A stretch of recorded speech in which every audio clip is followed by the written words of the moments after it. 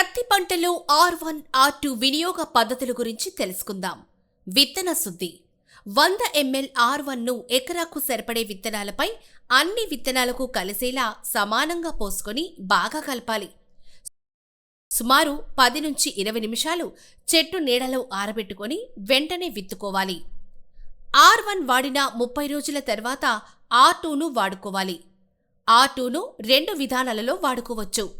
Soil drenching. ముందుగా R2ను 2 లీటర్ల నీటిలో కలుపుకొని R2 మిశ్రమాన్ని తయారు చేసుకోవాలి. R2 మిశ్రమాన్ని ఎకరాకు సరిపడా సుమారు 10 నుంచి 15 కిలోల ఇసుక లేదా కంపోస్ట్లో కలుపుకోవాలి. ఈ ఇసుక లేదా కంపోస్ట్ మిశ్రమాన్ని 1 ఎకరా ప్రతి పొలంలో సమానంగా చల్లుకోవాలి. Water drenching. ముందుగా R2ను 2 లీటర్ల నీటిలో కలుపుకొని R2 మిశ్రమాన్ని తయారు చేసుకోవాలి. 1 లీటర్ R2 మిశ్రమాన్ని 200 లీటర్ల నీటిలో కలుపుకోవాలి. మొత్తంగా 400 లీటర్ల నీటిలో కలుపుకోవాలి.